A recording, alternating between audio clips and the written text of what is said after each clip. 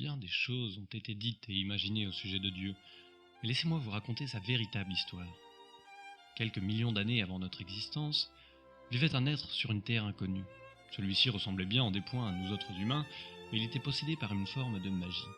Lucien, tel était son nom, était le seul habitant de sa planète et l'ennui était son quotidien. Il passait le plus clair de son temps à parler à lui-même et à s'imaginer un interlocuteur. Il est évident que peu d'humains auraient pu comprendre un mot de ce que racontait Lucien.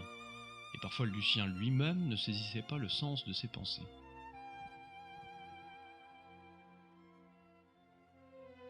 C'est très fertile, la terre. Par excellence, la substance de la terre, c'est la fertilité.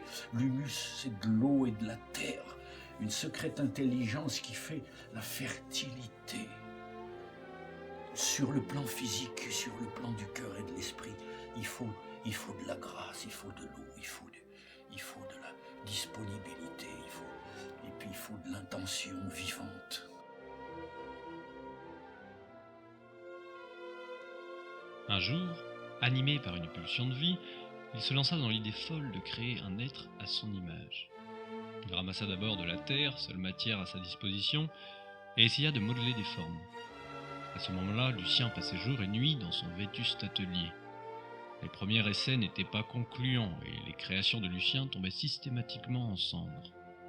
Mais Lucien, déterministe par nature, ne lâcha pas l'affaire. Il mit peu de temps à réaliser que l'argile et la silice lui permettraient de consolider cet amas de matière organique.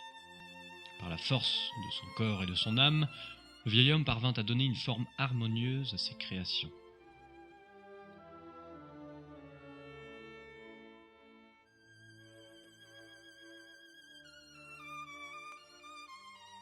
Bien que doué pour la poterie, Lucien n'était pas très inspiré quant à la forme à donner à son futur enfant.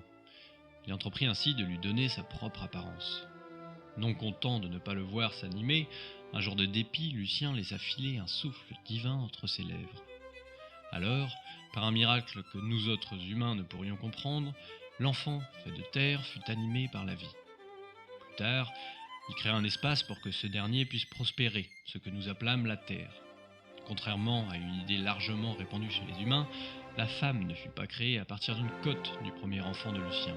Elle fut simplement le résultat d'une erreur de dosage d'argile lorsque Lucien voulut créer un deuxième être.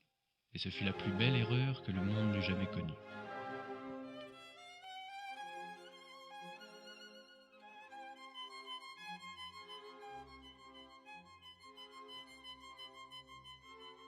À partir de terre, Lucien avait créé la vie.